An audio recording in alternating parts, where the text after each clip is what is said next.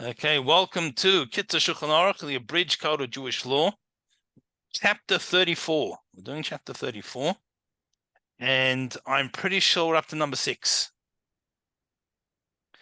You know, we continued in Australia when I was there, and I used my father's Kitzur Shulchan Aruch. I didn't schlep my sefer with me, and so my bookmark was 3 weeks behind. From the 3 weeks we had there, but I'm pretty sure we're up to, from memory, number 6. Yeah,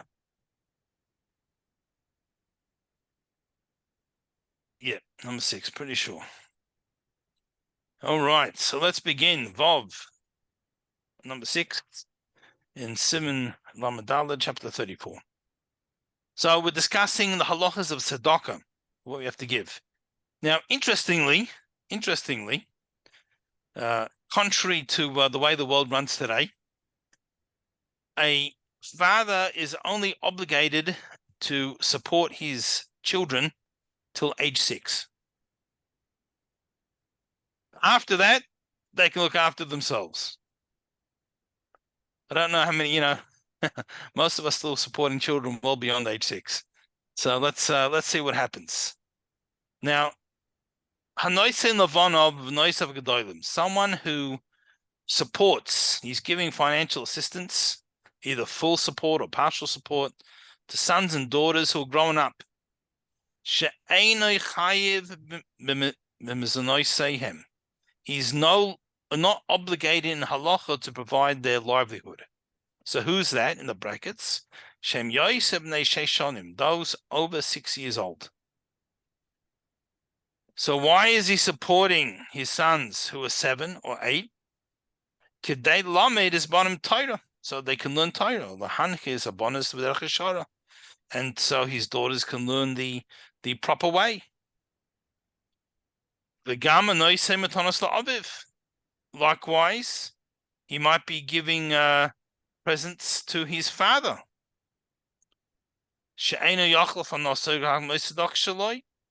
So maybe his father is not in position to support himself, so he's helping his father or mother for that point. Then they need the assistance. So hari zeh b'chal tzedakah. This is also considered tzedakah. So when you support older children, or you help out with older children, and you help out with parents, with family, different things, all this is considered tzedakah as well. And as we know, that the closer the relative or the closer the person to you, they get their first cab off the rank for your tzedakah.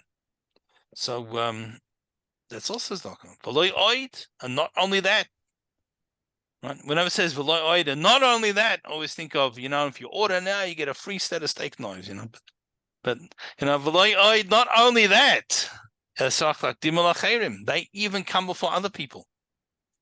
And it doesn't necessarily be a son or a father, even another relative. One's relative who needs support comes before other people. And the poor people of his house, of his household, so say family, come before the needy of the city. And the needy of your city take priority of the needy of other cities. How do we know this? Because it says in the Torah,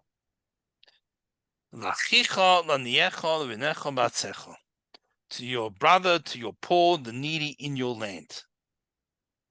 So that is your responsibility. Your responsibility starts with your immediate family, then extends to the broader family, then to your neighborhood, your city, your town, your country. But the gabbai of the tzedakah, the person like the treasurer, the one in charge of distributing funds, he has to be careful. He can't give to his family before other people because it's not his money. Your money, your family comes first. But if you're in charge of a communal tzedakah, well, sometimes a communal tzedakah can be your funds. You made it to support the community. But we're talking about now where the money is collected from the community as a whole, and it goes to the needy of the community. So even though you're the one who's deciding or dividing it out, you can't give to your family before anyone else, because it's only your obligation to your family is with your money.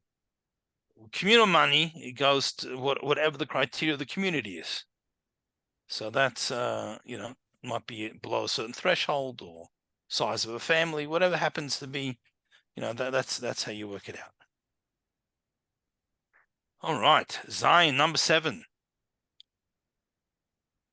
So what we're discussing now is not only, until now we discussed that we need to give and what we should give. Now we're going to discuss how, the manner in which we give. So kol anois in tzedakah la'ani, whoever gives tzedakah to someone who needs it, the save upon him rois, but he does it with literally a bad face. In other words, he does it angrily, does it begrudgingly, in a not nice way. Kavushais bekarka. It's like he's like buried in the ground. In other words, worthless. Even if he gives 1,000 gold pieces, right? He gives a fortune. This guy gives a fortune to someone. So even though he's given a fortune, he has lost his merits. Not only he lost his merits by doing it in a not nice way, he transgressed. What did he transgress? That you shouldn't be sorry in your heart. You can't feel bad when you give tzedakah. You have to feel there's something positive, something worthwhile. Someone who regrets it, someone who begrudgingly gives tzedakah, he's lost the merit. Now, I guess at the end of the day, there's a certain merit because someone got supported. But there's a story in Gemara. There's 2 stories actually, but it's the end of the first parak in Kedushin. It's actually not talking about tzedakah. It's talking about honoring parents. But it's the concept is similar. So we'll just share the Gemara and we can see how it applies here. So it says there was one person who he made his father work at a mill grinding flour. So it was hard work, physical labor. And he did this tremendous mitzvah of honoring his parents. And there was one son who gave his father the greatest delicacies, and he didn't do the mitzvah properly. So you think it'll be the other way around. So what happened? What's the missing details? The one, he gave his father fancy clothes and the greatest delicacies. As he gave it to him, he said to him, essentially, I'm paraphrasing a little bit, but the point was, he said, you loser. You have to be supported by your kids, you loser. So even though he gave him fancy clothes, fancy food, he made him feel terrible. So he did the opposite of the mitzvah, honoring his parents. And the other one that made his father work at the mill, what happened? His father got drafted to serve the army, to make roads as they're going into battle. And his father was older, and he was worried that he wouldn't be able to survive. So the son said, you stay here, look after the family business. I'll go to the army instead. So he went and put himself in danger while his father stayed behind and ran the mill to support the family. So just as much as what you do, you see it's how you do. It's the attitude. So although that was the mitzvah of honoring parents, not tzedakah, but it's the similar idea. A person can give a tremendous amount, but if they do it in a way that makes a person feel worthless, then they've, again, I'm not saying they've done nothing. At the end of the day, the person got supported, but they've lost their merit in many ways. So you can't do it with a begrudging way. You have to give with a smile and with joy. The simcha is beyond the English word joy, but rejoicing. You have to commiserate with him in his problems. As Eov says, he says, Did I not cry for the troubled? Was my soul not grieved for the needy? In other words, when bad things happened to him, he was trying to recount his merits. So sometimes, you can't even, someone has a problem, sometimes you can't solve it. And sometimes the tzedakah is not giving them something, it's lending an ear to listen, then get off their chest, or a shoulder, providing a shoulder to cry on. That's also chesed, it's also tzedakah. Sometimes you can do that and give them something that can help them partly, right? So it's all, that's how a person should be. And a person try and comfort it with words. Shema says, the heart of the widow I cause to sing for joy. Right? Sometimes a person needs a pickup, they need some encouragement. Either they don't need actual tzedakah, they just need encouragement, or sometimes even when they're getting tzedakah, they just need some encouragement. Need to get a lift. And so when we give with a smile, with the joy, we can hear out someone, we can give them, what's I saw one time, look, I'm not criticizing, I'm not judging, we have to live someone else's life to be able to do that. But I saw someone that the person collecting, he had a whole prepared folder with information and pictures. And the guy says, okay, all right, I've seen 100 of those already. How much you want already? It's that's not the way. That's not the way.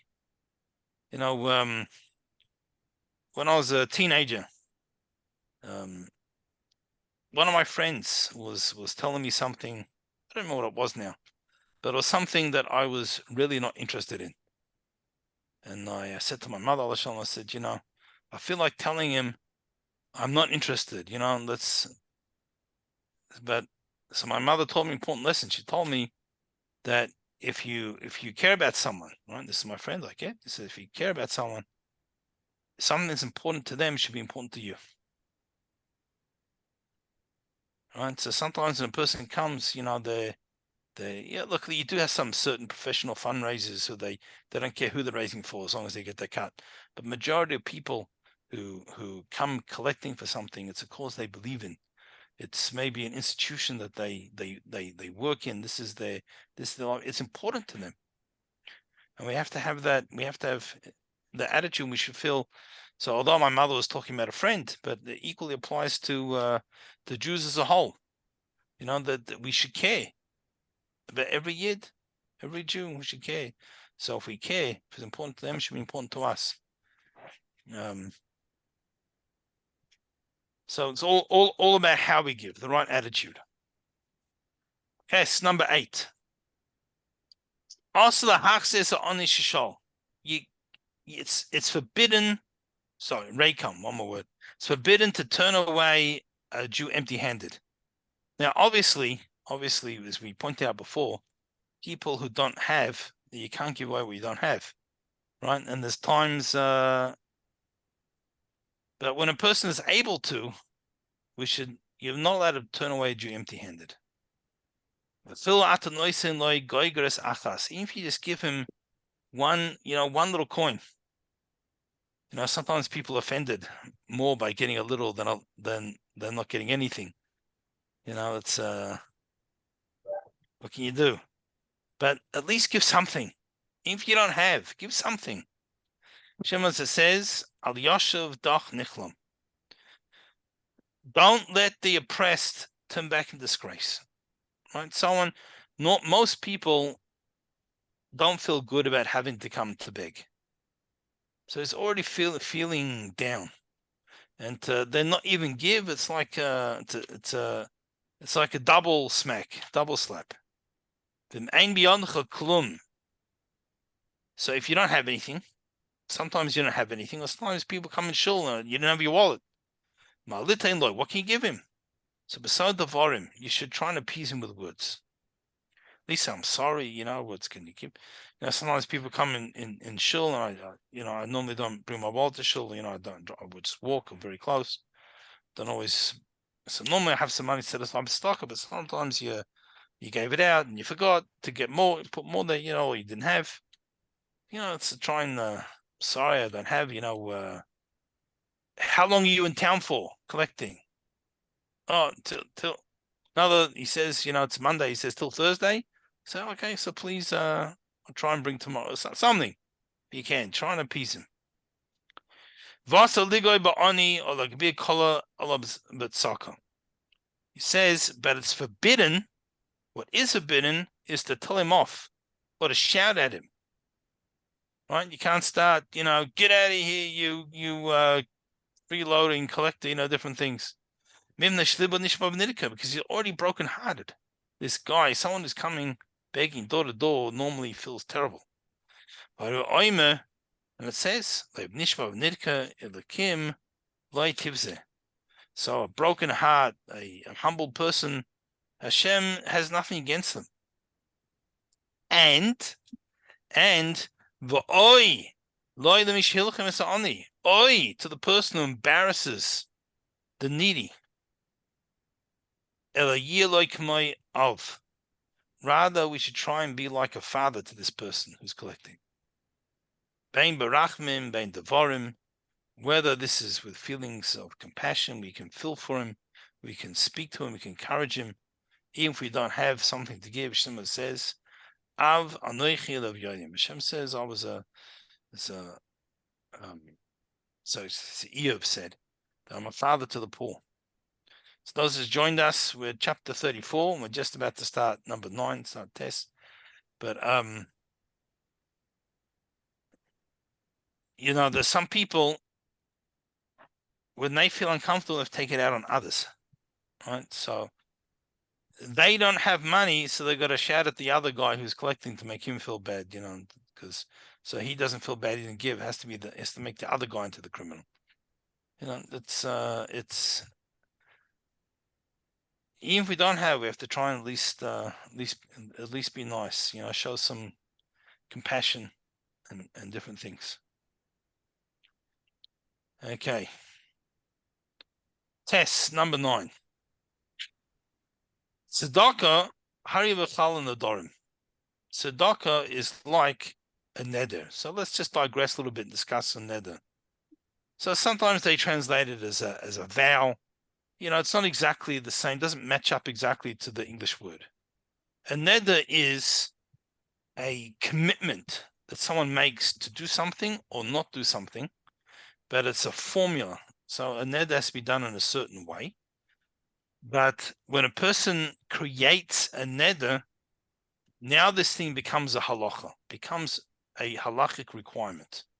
So I'll give just a simple example. Let's say a person makes a neder to eat a loaf of bread today, right? Today is Sunday, so there's no obligation to eat bread today. You can eat whatever you like. If you want, you can fast. You don't have to eat anything. Today, there's no halachic obligation to eat bread today. Shabbos, we're meant to start the meal with bread. Okay, someone's got an allergy, it's a different story, but regular circumstance, we should eat bread on a Shabbos or Yom Tov. But regular Sunday today, there's no obligation to eat bread. But if a person makes a neder that they're going to eat bread, what they've done is they've created halachic obligation. Today, they need to eat bread. Likewise, there's no obligation not to eat bread. If I want to have a sandwich today, I can eat bread. There's no, it's to be kosher bread, of course. But there's no prohibition of eating bread. But if a person makes a neder that they're not going to eat bread, so now they have a halachic prohibition, they're not allowed to eat bread. As a matter of fact, someone who breaks their neder gets flogged if they're warned, and you know the whole thing. They're based in them. It's a serious obligation. Today we don't have a based in qualified. It has to be based in under the authority of Sanhedrin to give floggings, right? Because without the appropriate oversight, start giving people power to do all kinds of things, you know, then that's how we get dictatorships. but with the appropriate oversight of the Sanhedrin, with the people of the appropriate character, certain things can happen. So a neder is very powerful. Neder is not just something that you say. A neder is something that creates a halachic obligation or prohibition. So what we just said is that a commitment to give tzedakah becomes a neder. Now, this is why a lot of people have the custom, when they say they're going to do something, they add on the words bli neder. Now, 90% of the time, the way we word things, that we say we're going to do something, doesn't really create a neder. But we don't even want a possibility. Because imagine a person accidentally made a commitment of a neder, and now comes Rosh Hashanah, and we didn't fulfill our obligation. Or whenever it happens, God willing, you should all live long and healthy. But at a certain point, people, we go to the heavenly court. And maybe we have nedarim that we created for ourselves. We have these halachic obligations, and we didn't fulfill our commitments, and we didn't even realize we did it. So a person should, it's a good habit to get into, to say bli neder. That way we can avoid, which means without the force of a neder. So we can avoid any possibility. The fichach ha'omer, therefore one who says the following: Hari alai selah tzedakah. I commit to give a selah. Selah was a coin, a certain currency. I commit to give $10, let's say, to tzedakah. Or Hari selah zul tzedakah, he says, I'm giving this coin to tzedakah, or this bill. Chayev litno laniyim miyad. He becomes instantly obligated to give this amount ASAP, straight away. Vim echan, if he delays, he transgresses the prohibition of delaying fulfilling a neder.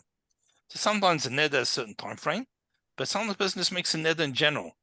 So when it's a general neder, it's open-ended, it should be fulfilled as soon as possible. And if someone delays fulfilling the neder, he transgresses unnecessarily delaying the neder. Because he could give it immediately. Right? Person, okay. We're not talking about now a person happens to be in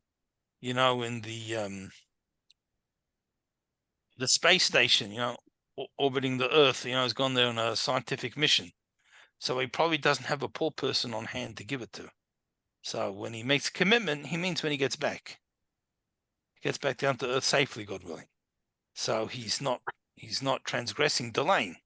But unfortunately, in day-to-day life, there's always plenty around who need it, that we can get to them reasonably quickly, either directly or through an organization. And so when a person makes the commitment, he should be able to do it pretty quick. Now, there's no needy person around. Person made a commitment, so they're giving this $10 bill to tzedakah, and there's no needy person around. So what should he do? He should set it aside. A side point to this, there's a dispute today about tzedakah boxes. Right? I'm sure, hopefully everyone has tzedakah box in the house. If someone doesn't, as we're looking forward to trying to be better Jews during the month of Elul, that's something that we can do. Make sure there's tzedakah box in the house. And the reality is not only in a house, but in every room. Certainly the bedrooms and the room we eat in. You should have a tzedakah box. Person doesn't necessarily need a tzedakah box in the garage or the bathroom or something like that. But the rooms that we sleep in and the rooms that we eat in, we should have a tzedakah box in each of those rooms. So when a person puts money in a tzedakah box, who does it belong to? So sometimes you just have a tzedakah box. It's not for any organization. It's just a set aside tzedakah. And whenever I decide, or whoever I decide to give it to, I take the contents of the tzedakah box and I give it. So that for sure is the same as just putting money aside. But let's say you have a tzedakah box. I don't know. Let's say let's Meir Balanes, everybody. Right, Meir Balanes. That's a good organization to give tzedakah to. I was just about to say, since we're in this koilel, for United Generations, even maybe whatever it happens to be. So the stocker box is designated for this organization. So when you put money in that stocker box, is that considered set aside, or is it considered given? So what's the difference? Let's say I wanted to borrow $5 from the stock box. Now, I'm not saying you should get into this habit or what's a good thing to do, but let's just say, if it's set aside, in other words, it's my money that I've set aside to give tzedakah when the opportunity arises, then I could borrow $5 from it because I'm still committing to give $5 an opportunity arises. It just didn't happen yet. But if we say it belongs to the organization, because the stocker box says that organization, and it's not only I designated it, it's like I already gave it to that organization, then I can't borrow that $5 without permission from the organization. So it makes a practical difference. Another practical difference, God forbid a person passes away, and now their belongings are inherited by their children or whoever inherits them. So if it's just set aside, but it's their money, set aside to give in the future, doesn't belong to stocker yet, still belongs to them. So then the people inherit it. Maybe they still need to give to stocker when the opportunity comes, but it's their money. If it's already given, it belongs to the organization whose stock box it is, then it's theirs.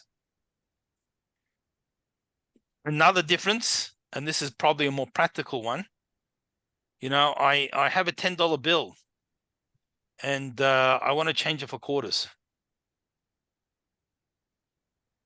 So if it's my money just set aside, then I can take $10 and take out $10 because all I did is I'm still setting aside $10. It's not good. If it's the organizations, then to use their money, even to change, particularly if I didn't ask first, I probably have to add in extra money. In other words, to pay for the service. Belongs to the tzedakah. So maybe if I'm taking out $10 a quarters, I should put in $11 or $11.50, whatever, $10.50, whatever it is. Put in a little bit extra to pay for the service of using their property. Yes, David. I had two quick questions. Number one is I thought that there's a specific difference between a neder and a shavua.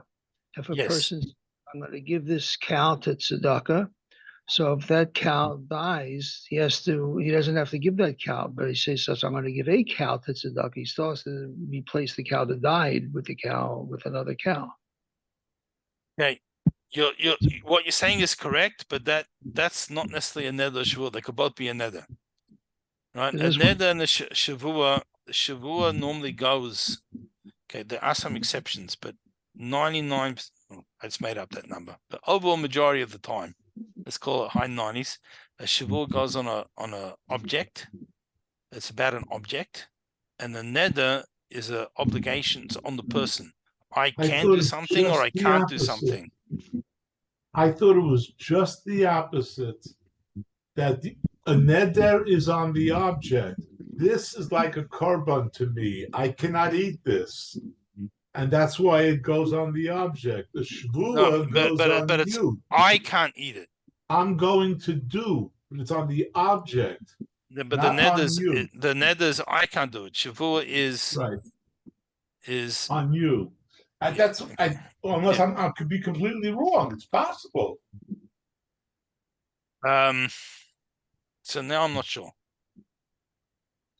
Even when you say the object, what's the word you can't eat it, but it's me that I can't eat it, isn't it? Like carbon. But it's still me. But it's me that can't eat it. So you know what? I'm not sure. I'm gonna double check. And get, God willing, bli neder, get back next week. Right. But what you're saying is a different thing. When a person makes a neder, he's going to bring a carbon. So later on, when he designates the animal for it, and something happens to that animal, but his obligation is to bring a carbon. So if he can't bring this one, he still has to bring a korban. While if he made a neder to bring this animal is going to be a korban, happened this animal, I don't know, it blew up. So the animal doesn't exist anymore, so he doesn't have the obligation to bring it. Well, if it has a mum, when they inspect it right before the shechita. But a mum, he might still have a neder with its financial obligation to sell it and bring its worth. The distinction you made, they could both be a neder. But there is a difference between neder and shavua. Because in this, in my translation, it says, "I promise to give a seller to tzedakah," or this seller for tzedakah, but it doesn't. So both of them are a neder. So that's the difference between saying the person makes a commitment to give $10 to tzedakah, as opposed to giving this $10, this $10 bill, this $10 note to tzedakah. Okay.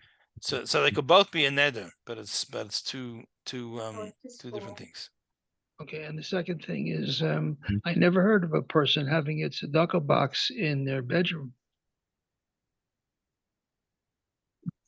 It's not an uncommon custom, and actually in Chabad, it's one of the things the Rebbe said to make person's room not only the house of Beis Chabad, but their bedroom also. Okay. So you have a chitas and a pushka in every bedroom. I thought that was more for kids, so that they should have their own. So it's for all Yidden. The emphasis was a push with kids, but it doesn't mean when they turn bar mitzvah they don't need it anymore. Like it's for everyone. Because I also thought in the bedroom you don't want to put sfarim because a person inside. Well, not so much the undress, because that should be done in a way sneeze, but marital relations, so sfarim should be covered or put not something in between, whatever. Yeah, so sfarim can be an issue maybe in adult couples bedroom, but in general. The Rebbe spoke about putting a tzedakah pushka in the bedroom. Yeah, I think so. Yeah, that's the way. I learned something. I'm not infallible. I may have. I'm not saying I've never misunderstood something, but that's the way I understand it. Now you tell us. The whole time you thought I was perfect, huh? The guy says, I never make a mistake. Once I thought I was wrong, I was wrong. Yeah, that's it. The guy says, I used to be conceited, but I worked on myself, and now I'm just perfect. That's how it goes. All right. I may not always be right, but I'm never wrong. Never left, at least. Right. So now we're going to give a different example. Im nada, the basic anesis. Person makes a pledge in shul. Right. So you got an aliyah, or they're making an appeal. Whatever it happens to be. They're called up. Shnois l'medei hagabai. Right. That he. So what's going to happen? It's meant to be given to the collector. So when we say that that you can't delay giving until the person asks for it. So let's say a person, not every shul works this way, but let's say you work in a shul, when you make a pledge, they send you an invoice. So till the invoice arrives, you don't transgress the lane.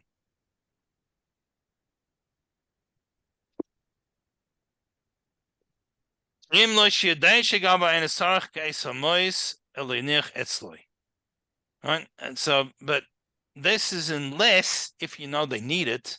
So let's say they made the appeal because the plumbing broke, and they need it right now. Right? It's got to get fixed. It's urgent.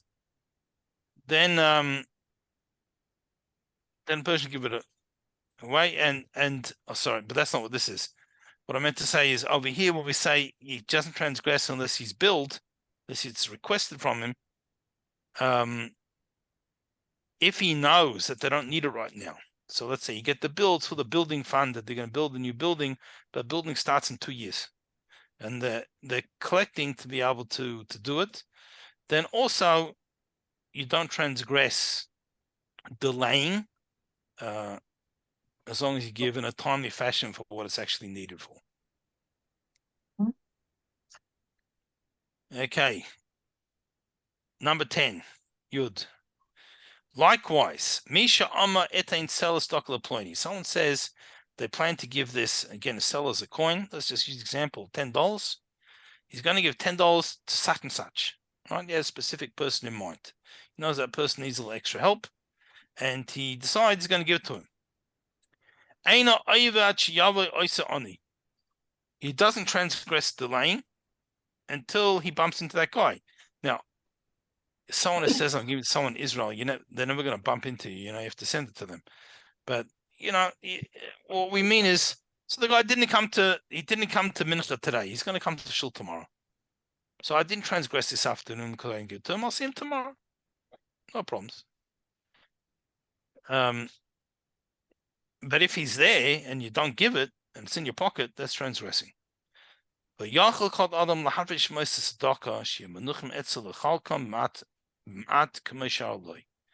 person is also allowed to, he has the right, not only is allowed to technically, he has the right, so he can do it in the first instance. He can set aside a sum of money and give it out bit by bit as appropriate. So you have certain people, sometimes in their business, they set up a stock or trust fund or something, and as people come, as opportunity comes that they give, they distribute to this one. Some people, they make a special bank account for their mitzvah, their 10% of the salary, they set it aside, and then comes someone collecting for a yeshiva or something. Good, so they write them a check. Well, today the collectors come with the already thing, you can tap your card. The checks are going out the window. It won't be long, there'll be no such thing as a check. But it's the bigger side pocket. No, in the big suitcase, the side pocket, right. So what happens is, you can do that. You can put money aside in a certain place or a certain account, and it's not the prohibition of delaying, because you understand, today my business deal netted me X amount of profit. I'm giving my Misa, and as need be. Obviously, a person shouldn't take advantage of that and be stingy and never give anything. He's got $1 million in his tzedakah fund, and he gives out $2 every day because I'm saving it for when we need it. That's not what we have in mind here. But there are times. It doesn't mean you have to give it out because you have set aside your mice or something. You have to give it that second. But a person, a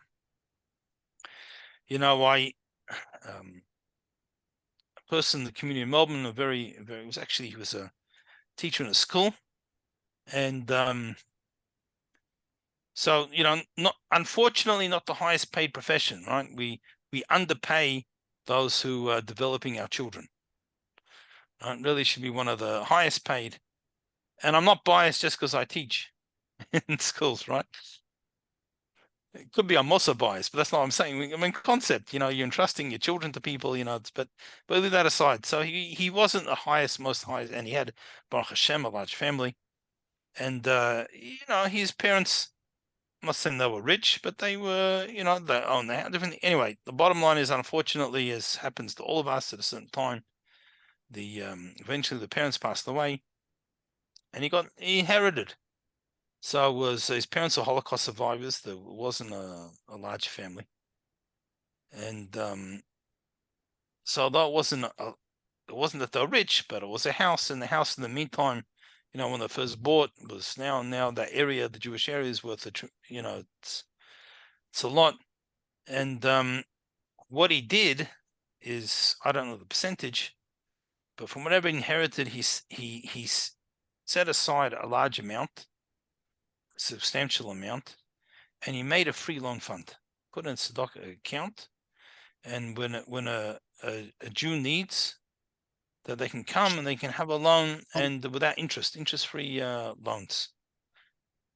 And that was actually borrowed a few times. We borrowed a few times from there, but and that was what he did in the memory of his parents. So all the people who got helped in different things was a schus, was a merit for his parents. So it ended up over the years he had to put a lot more in, and even other people contributed as well, because unfortunately there's far more people that need than sometimes there's the resources. But in concept, he didn't have to give loan everything out the first day. And you might think it sounds funny to say that the loan was tzedakah, but often people, especially interest-free loan, there's many people that would much prefer a loan, to take a loan than to get a handout. So it actually be a much higher form of tzedakah, especially when you're not putting pressure on them to pay back. They pay when they can. It's a big thing. Actually, just since we mentioned it, obviously we're not allowed to pay interest to another Jew. And one time, the first time when I borrowed from there, we budgeted that every month we're going to pay a certain amount back. Happened to be the last month. I don't remember the numbers. I'm just going to make it up now. Let's say the last month was $600 a month. Let's just say, and the last month I only owed $200. Because we budget a certain amount, but it didn't divide into 12 or whatever it is exactly. So I thought to myself, what I'll do is I want to give the full amount. Why not as interest, chas v'shalom? We don't pay interest to another Jew, but as I'd budgeted anyway, I can give stock also. And this free loan fund will help other people. That was my thought. So I asked the rabbi, I don't remember who I asked at the time, how can I, is it going to be a problem with ribbis, with interest? He told me I should make 2 payments. I can do it, I should make 2 payments. And I should make it clear that it's not an interest, it's a gift to the free loan fund to be able to help others. Should also make it known and make 2 separate payments. Okay, so that's what we did. So it's stuck also. Okay, Yud, number 9. Misha Ama Itain Selastakala. Oh, we said that. We just did. Number 11. Sorry. Up to number 11. Number 11. If you persuade someone else to give tzedakah and you motivate them,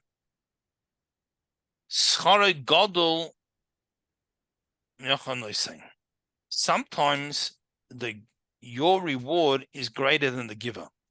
Now again, over here I don't mean the professional fundraiser, works at the JNF and he's going around and convincing people to give. That's not what you mean. But sometimes there's a communal cause, and look, I can give whatever I can give, but unfortunately, as often happens, the communal need is beyond what each of us can give individually. So one person, again, let's just make up an example. The community needs a mikveh. Either don't have one, or it needs to be an additional one, or it needs a renovation or an enlargement. Very important thing for the community. And it's hundreds of thousands of dollars. So I can give what I can give. But if I can go around and inspire others to give, and not because I'm getting a cut, maybe also get some schus, but because it's an important communal project. It's something that's important. And I go around and I encourage others and I convince others and I get other people to join in, and either they wouldn't have given or they're giving more now.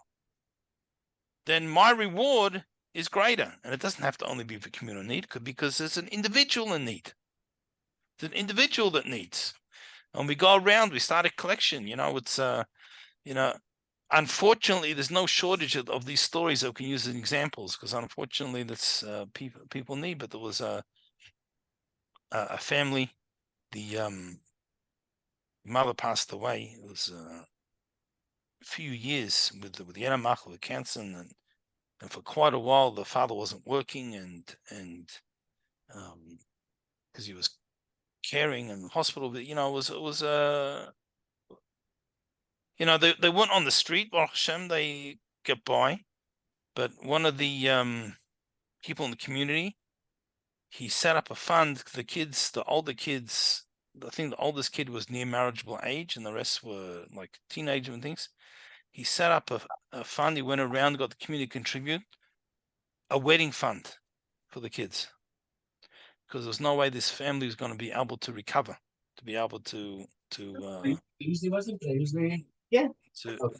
help. So they set aside for each of the children a certain amount, and they raise money. So this person who got everyone, it was his idea, and he got other people. So he gave what he gave. He was a wealthy individual also. Baruch Hashem, he gave significantly, but he was able to get other people to give. In a certain respect, his merit for that was greater than the merit of what he gave or what other individuals gave. So it's a very incredible thing. How do we know this is the case, that when you get other people to give, it's tremendous chus? Shneimar says, by Maisa Tzedakah Shalom. It says that the worker of tzedakah is rewarded with peace, with shalom. Shalom's not only peace, it means like a certain completeness. It's a tremendous thing. So the treasurers of tzedakah and the like, those who collect, and again we're talking about those who are collecting not because that's their job, but because they're doing it for the needs. Ne'emar, it says, it says those who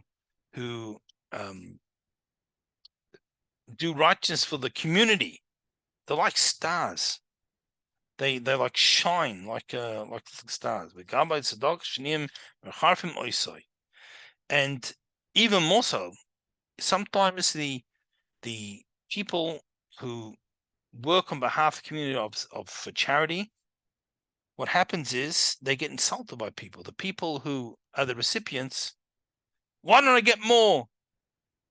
And sometimes people, not only they're not appreciative of what they got, they insult the people who help them. Ein Lochash says, don't be concerned about this. Someone who does this tremendous communal work and they find themselves insulted, they have earned the greatest rewards. Incredible rewards. And unfortunately, that the saying, no good deed goes unpunished. There's unfortunately a lot of truth in this. That's often how it goes. Okay. Number 12. Again, we're continuing how to give tzedakah. Hamayla hagodola she'ein la mayla menu ma'aser tzedakah. The highest form of giving tzedakah. And it's such the highest form, there's no greater way to give than this. What's that?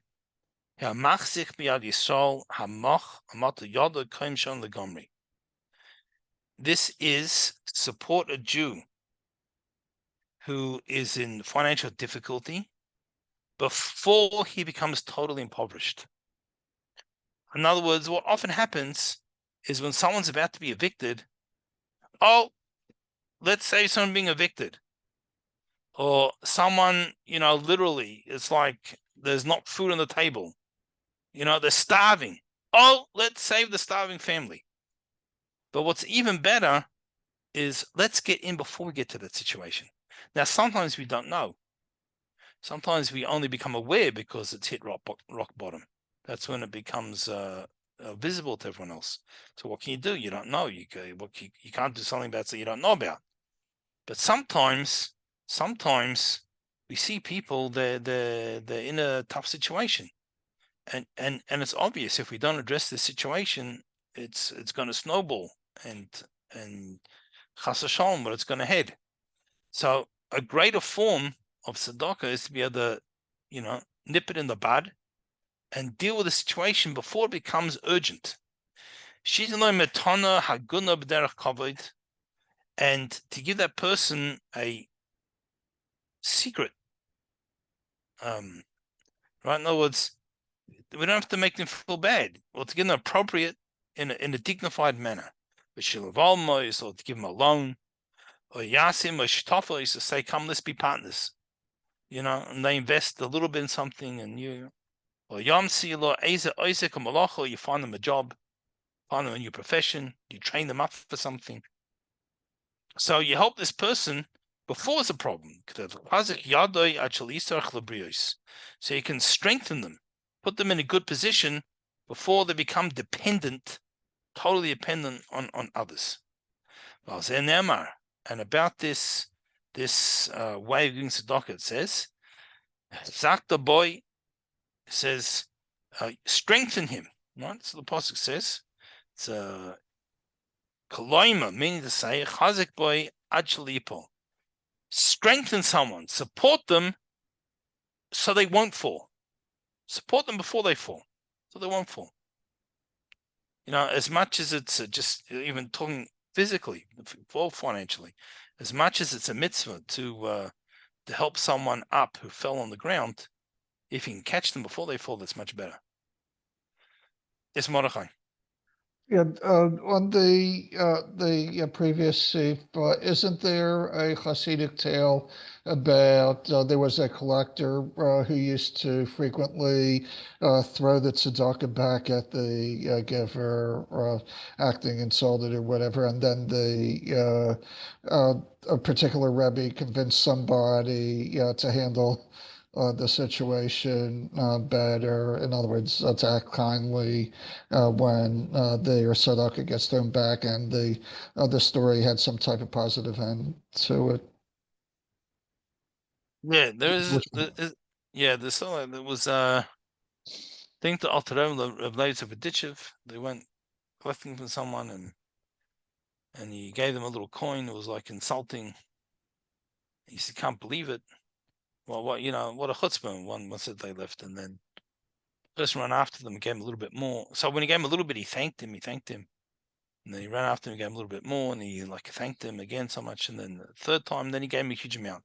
And he explained what happened is one time he when someone collected from him, he didn't have much. He just had one little simple copper coin. He gave the person, threw it back at him. So he was so offended. He said, "That's it. I'm just going to give this one copper coin from now on to someone who appreciates it." He was angry. So yeah, so there's definitely this concept also exists, but I'm going to use a very extreme example. And again, there was a family that tremendous financial pressure, and it ended up that the husband of the family he committed suicide, right? Because he couldn't handle the pressure. Now, obviously, that's not the way to deal with things, but it's at that point there was a whole communal effort to raise money for the family. And it's easy to say with 2020 hindsight, but with 2020 hindsight, if they would have raised a portion of what they end up raising in this terrible situation for your family beforehand, it never would have got there. Now, again, I'm sure after the tragedy, many more people became aware of the situation who were not aware. I wasn't aware. I wouldn't say there weren't people I knew well, but I knew them. I wasn't aware of the pressure, the situation that they were in until after the tragedy, God forbid. But there were people, and I'm not criticizing them. I'm sure no one imagined what was going to happen. But this concept of being able to support someone before it becomes a tremendous emergency, if we're aware of it and if we know that we can, this is in fact a very, very high form of tzedakah. Sometimes though, there's so many cases of where it has hit rock bottom We don't even have the time or resources or the ability to focus on avoiding more people hitting rock bottom. You know, it's sometimes also like that in the community. It depends on the situation, but if we can. All right, let's squeeze in a little more positive one, a happier ending. You should try and give tzedakah as discreetly as possible. The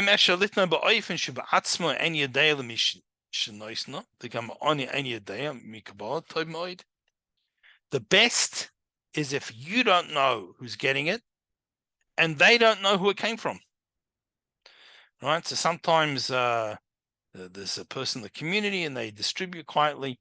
So you gave to that organization or person, that organization or person discreetly gave to the recipient. So the recipient never feels bad when they meet you because they're not embarrassed because you don't know who you gave your money to. They don't know where it came from. No one knows how it went. So that's an ideal way to give. Upon him, the minimum,